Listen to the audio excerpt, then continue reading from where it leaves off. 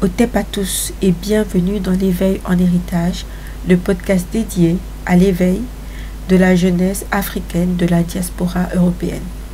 Pour ceux qui me découvrent avec cette vidéo, je vais me présenter. Je m'appelle Diana, je suis maman de 2 enfants, un adolescent qui a 15 ans et un bébé de 2 ans. J'ai décidé de commencer ce podcast justement suite à des conflits relationnels que je commençais à avoir avec mon fils de 15 ans. Donc j'avais l'impression que les valeurs que j'essayais de lui inculquer, il n'arrivait pas à les intégrer.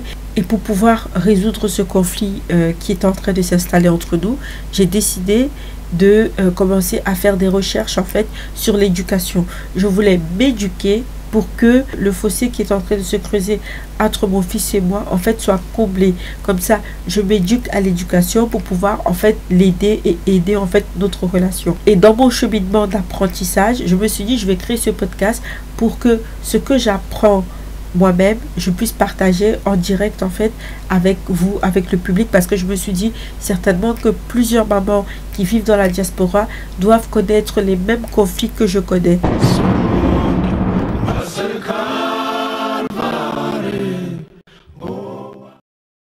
Tout d'abord, je tenais à vous remercier. À l'heure où je tourne, on a 97 abonnés et franchement, merci beaucoup pour votre soutien. Merci pour vos abonnements. Merci pour vos likes, pour vos partages.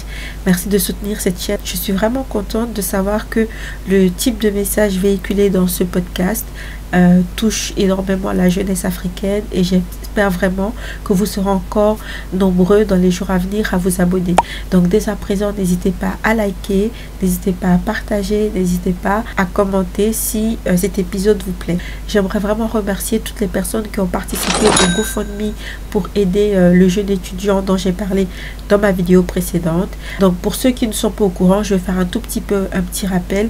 Donc il y a à peu près 2 semaines de cela, j'ai fait la connaissance d'un jeune homme qui est venu faire ses études ici en France et malheureusement il n'a pas réussi à s'inscrire parce qu'il était inscrit premièrement dans une école publique dont les frais de scolarité n'étaient pas du tout importants et donc voilà. Mais le problème c'est que ayant reçu son visa trop tard, quand il est venu pour faire l'inscription, parce qu'il avait fait une préinscription, quand il est venu faire l'inscription définitive, on lui a annoncé que malheureusement le temps était passé, il n'avait plus le droit de s'inscrire à l'école et donc ça n'est suivi justement toute une série de problèmes en fait, parce que là il a trouvé une école privée, mais l'école privée était beaucoup trop chère par rapport à l'argent qu'il avait prévu en fait en venant sur place et donc il s'est retrouvé en fait entre guillemets à errer parce que là il devait avoir un code étudiant etc. Donc là il s'est retrouvé sans rien et il ne savait même pas où aller parce que lui il avait prévu de venir faire ses études, il ne s'attendait pas à ce que les portes de l'université lui soient fermées et donc j'ai essayé de l'aider comme je pouvais et en dernier recours j'ai décidé de faire appel à un GoFundMe pour pouvoir l'aider à payer ses frais de scolarité dans l'école privée qui s'élève à 7 500 € et donc voilà, c'est pour ça que j'ai créé ce GoFundMe pour pouvoir l'aider en fait à faire face à cet imprévu tout simplement. Pour ceux qui souhaiteraient encore participer, il n'est pas trop tard, de toute manière le jeune homme a toujours besoin de votre aide et aux dernières nouvelles il n'avait toujours pas commencé l'école, parce que voilà, faire face à ces frais là ce n'est pas facile. Au GoFundMe nous sommes environ à 90 €, donc merci beaucoup à tous ceux qui ont participé, je vous en suis très reconnaissant et j'espère que la vie vous le rendra au centuple parce que comme je le dis souvent, l'argent c'est une énergie que quand tu l'utilises pour faire du bien, elle te revient, mais à partir du moment où tu ne l'utilises pas et que tu ne la donnes pas, elle ne peut pas te revenir. Bon, en tout cas, n'hésitez pas, allez regarder, je vais le mettre en commentaire épinglé, je vais également le mettre en description, comme ça, voilà, il n'y aura plus d'excuses pour ne pas aider le jeune homme, enfin, pour ceux qui ont la possibilité de le faire, bien sûr. Donc, sans plus tarder, nous allons entrer dans le vif du sujet. Le sujet de la vidéo sera aujourd'hui les différentes étapes de l'enfance et comment aider les enfants à chacune de ces étapes-là. Donc, comment venir en aide aux enfants en fonction de leur âge, en fonction de l'étape dans laquelle ils sont. Je partais du postulat que majoritairement les Noirs de la diaspora et en fait du monde en général avaient l'impression qu'ils ne grandissaient pas dans des foyers sains. Et donc je me demandais comment remédier à cela. Pour cette vidéo, je me suis beaucoup inspirée du travail qu'avait fait le psychologue suisse du nom de Piaget, je ne sais plus si c'est Piaget ou Piaget qu'on prononce. Donc voilà, c'est un psychologue suisse qui a beaucoup étudié justement le fonctionnement psychomoteur et cognitif de l'enfant. Donc il est arrivé avec une théorie, disons, qu'il y avait en fait 4 étapes principales de l'enfance. Donc, on a la première étape qui est de 0 à 2 ans. C'est une étape sensori-moteur durant laquelle l'enfant va découvrir le monde principalement grâce à ses sens et également grâce à sa motricité. Il y a la deuxième étape qui sera de 2 ans à 7 ans qui est l'étape préopératoire. Durant cette étape, l'enfant va commencer à comprendre les pensées symboliques et à développer une manière de penser un peu abstraite. La troisième étape, c'est de 7 à 11 ans, c'est le stade opératoire concret. Donc pendant ce stade, l'enfant est capable de penser avec logique, en fait d'avoir une pensée logique. La dernière étape va de 11 ans et plus, donc jusqu'à l'âge adulte. Pour moi, c'est jusque 21 ans. C'est le stade opératoire formel. Donc, pendant cette étape-là, l'enfant est capable de penser avec beaucoup plus de logique. Il est capable d'avoir un raisonnement plus profond.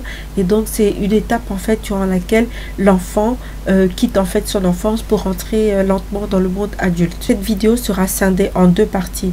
Donc, dans la première partie, je vais vous parler des 2 premiers stades, c'est-à-dire le stade sensori-moteur et le stade préopératoire. Et ensuite, dans l'épisode précédent, je continuerai avec le stade opératoire concret et le stade opératoire formel. En fait, cette vidéo, ça fait un peu suite à une vidéo précédente que je mettrai ici quelque part. Donc, dans la vidéo là, je parlais en fait de comment élever les enfants noirs dans un foyer sain.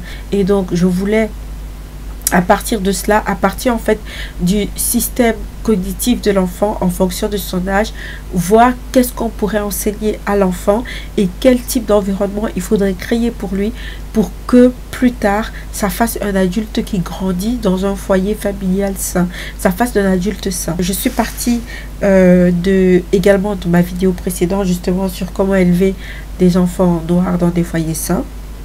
Dans cette vidéo, les caractéristiques d'un foyer sain étaient une communication ouverte et positive, une sécurité émotionnelle, un soutien mutuel, une stabilité et une prévisibilité, une régulation des conflits et de l'amour, de l'affection. Ces caractéristiques sont au nombre de 6. À ça, j'ai rajouté une 7e caractéristique qui me semble primordiale pour les enfants noirs de la diaspora. Il faut absolument que dans le foyer, il y ait une valorisation des origines africaines de l'enfant.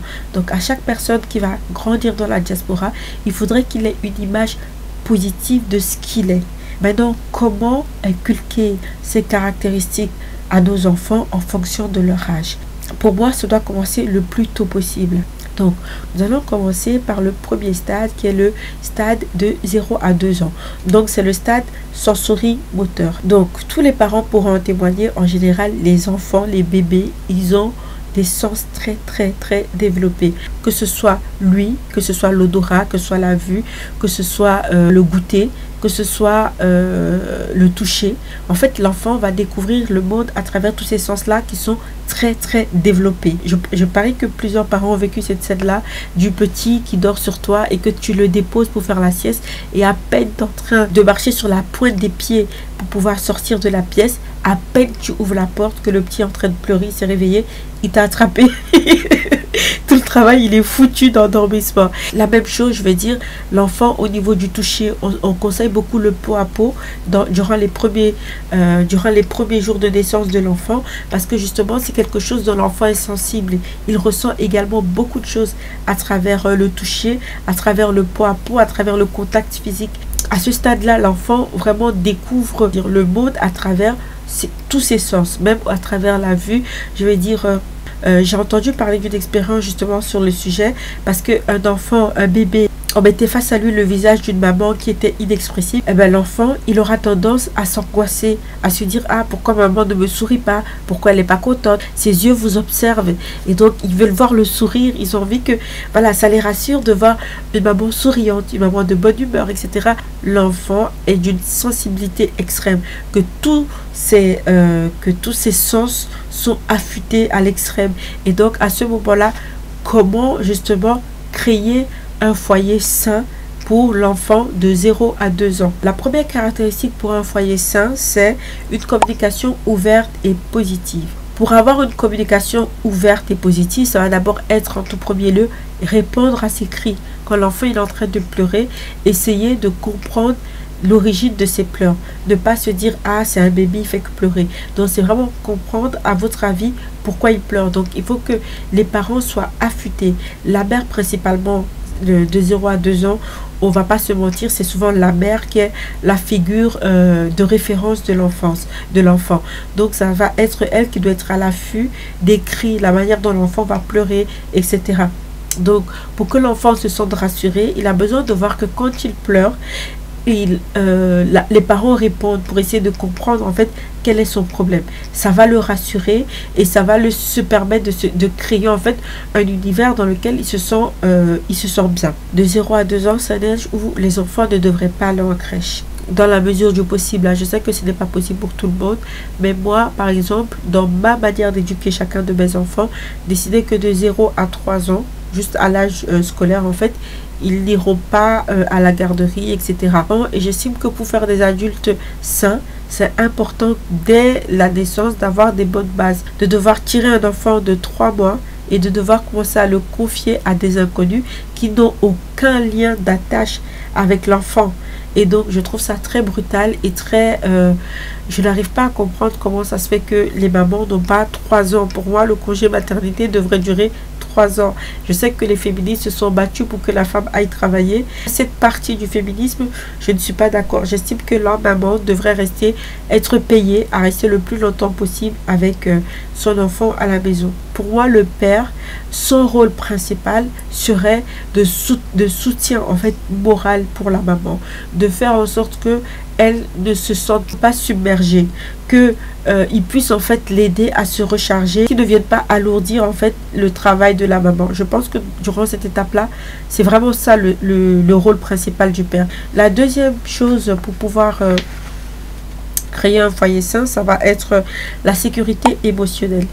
Donc dans la sécurité émotionnelle, donc la maman, ça va être répondre assez rapidement aux pleurs de l'enfant. Ça va lui donner un sentiment de sécurité. Ça va donner un sentiment que je suis écoutée. Quand tu sais que tu es écouté, ça te permet de ne pas créer de l'anxiété, du stress. Ça permet de ne pas créer des enfants anxieux et stressés. La maman va traverser plusieurs périodes. Elle va être parfois déprimée, triste, son corps va changer. Il y aura la chute hormonale, il y aura la chute des cheveux. Il y aura plein de choses qui vont se passer dans sa tête.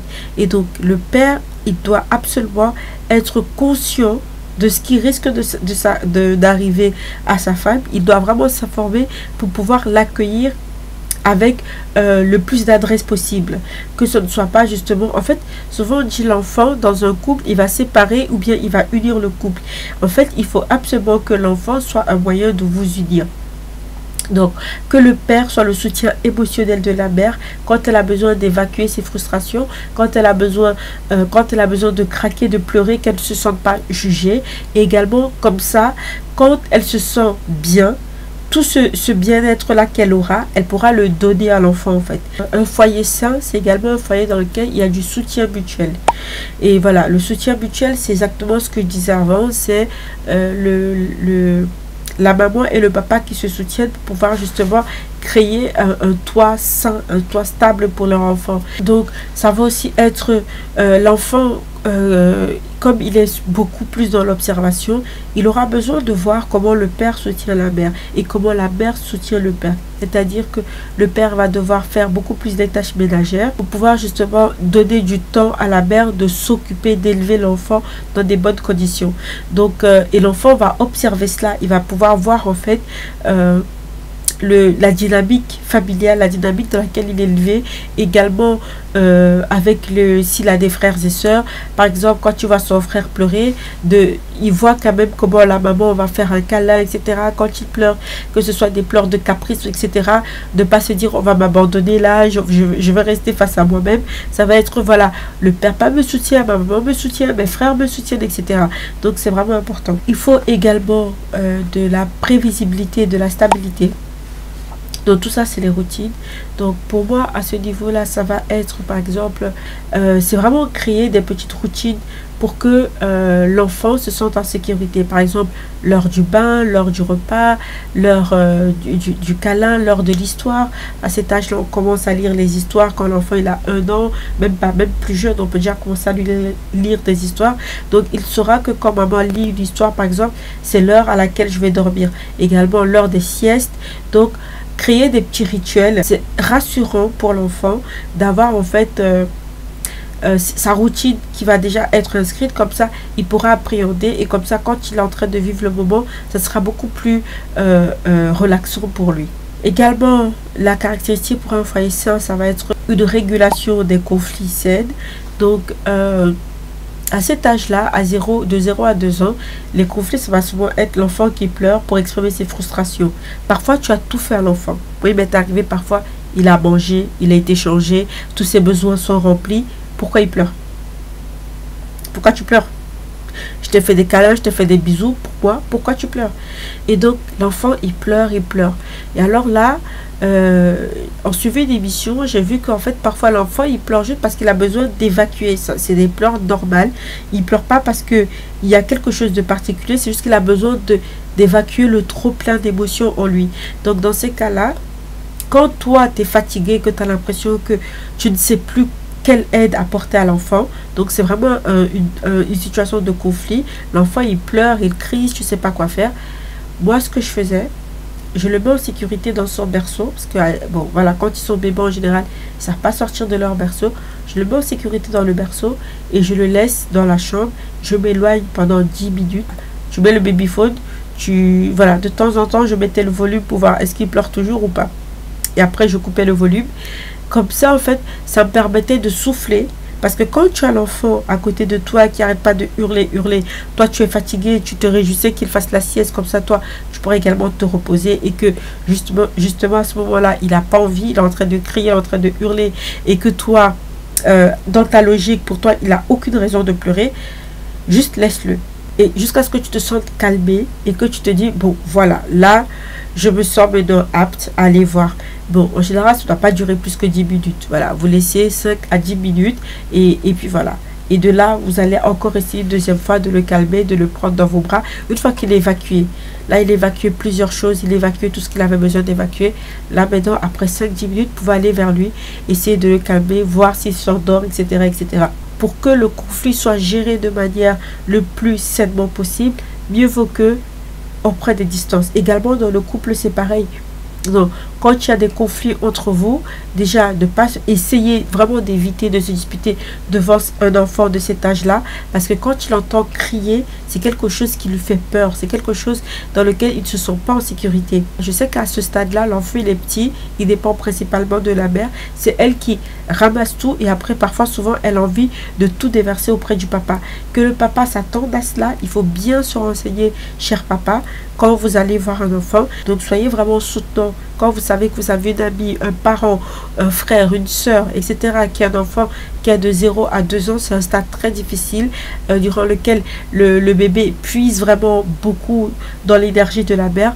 Donc vraiment, soyez indulgent avec la personne là, soyez conscient de cela et soyez indulgent. Et vous, la maman, vraiment, quand vous sentez que vous avez besoin d'un moment pour vous, n'hésitez pas soit à donner l'enfant au papa parce que voilà, vous n'en pouvez plus, soit de faire appel à un membre de la famille, votre maman, votre frère et soeur, de dire est-ce que tu pourrais garder l'enfant pendant 1 heure ou 2 heures pour que moi je puisse me détendre. Comme ça, une fois que vous vous sentez bien, votre énergie positive, c'est ça que vous pourrez transmettre. Mais si vous accumulez le stress, vous accumulez tout, vous n'osez pas parler, l'enfant va le percevoir. N'oubliez pas qu'à ce stade-là, ces sens sont très développés. Donc vraiment, faites attention pour la régulation des conflits. Pour avoir également un foyer sain, il faut beaucoup d'amour et beaucoup d'affection. Donc ça va passer par voilà, les moments de câlin, que ce soit des câlins avec les frères, les sœurs, avec la famille, en fait, dans le cadre familial. De ne pas prendre l'enfant dans les bras que quand il doit téter, quoi. Dans plusieurs communautés, on dit oui, mais il ne faut pas trop le prendre dans les bras parce qu'il va s'habituer. Souvent, on grandit en tant que petit africain. On n'a jamais entendu, en tant que noir, en fait, ou les personnes de la diaspora, on va donner ce qu'on a reçu. Donc, souvent, on n'a pas reçu beaucoup de je t'aime de nos parents, par pudeur, par manque de connaissances, etc. Et donc, pour moi, quand c'est important de dire à votre enfant que vous l'aimez, que dès petit il intègre ça, qu'il intègre que oui, mes parents m'aiment, que mes parents ont voulu de moi, que mes parents sont contents de m'avoir, parce que c'est des phrases que je dis à mon enfant: je suis content que tu sois là, bienvenue dans cette journée, bienvenue dans la famille, etc. Tout le temps, c'est souvent des paroles d'amour pour lui montrer à quel point on l'aime en fait. Et également qu'il puisse l'observer entre vous et votre partenaire, vous et votre famille, qu'il puisse observer en fait autour de lui également qu'il y a des gens, la manière dont les gens se donnent de l'affection, ça va être des câlins, des bisous, etc. Donc pour moi, c'est très important. Pour terminer ce stade-là de 0 à 2 ans, je vais vous parler maintenant du 7e point. Le 7e point, donc, c'est l'image positive de ce qu'il est en tant que noir de la diaspora. Comme je l'ai dit, je préconise que l'enfant reste avec ses parents à la maison, surtout avec sa maman, qui doit rester avec sa maman à la maison. Mais dans certains cas, à partir de 3, 4, 5, 6 mois, les enfants vont parfois à la crèche. On ne sait pas ce qu'on leur dit là-bas en tant qu'enfant noir. On ne sait pas. À la maison, c'est important de créer une identité, de parler déjà de l'identité raciale à l'enfant à cet âge-là. Il y a des études qui ont été faites par l'université de Pittsburgh. En fait, dans ces études-là, ils parlent de la Pride.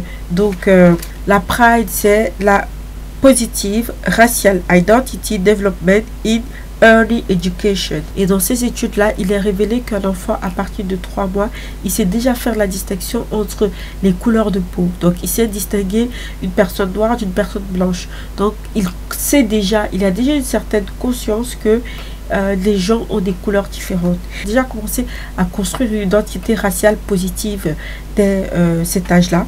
Et pour moi, c'est vraiment très important de commencer à, par exemple, donner des poupées noires à l'enfant, utiliser des qualificatifs positifs pour pouvoir désigner en fait les traits physiques qui le caractérisent. Donc, c'est vraiment important, que ce soit au niveau de la lecture, que ce soit au niveau des jeux, que ce soit au niveau des dessins animés. Il faut vraiment bombarder l'enfant à cet âge-là d'une imagerie positive de ce qu'il est. Parce que c'est ça qui va être le fil conducteur de sa vie. S'il commence mal, si on rate cette entrée-là, ça va être difficile de rattraper. Donc voilà, très important de commencer justement à éveiller l'enfant à cet âge-là sur son identité raciale et sur c'est quoi les races. C'est tout pour ces 2 premières étapes. Je pense que la vidéo risque d'être trop longue, donc je vais faire les 2 autres prochaines étapes la prochaine fois. Je vous dis d'ores et déjà merci beaucoup d'avoir suivi cette vidéo jusqu'au bout. N'hésitez vraiment pas à liker et également à partager vos astuces en commentaire afin de pouvoir léguer à nos enfants l'éveil en héritage.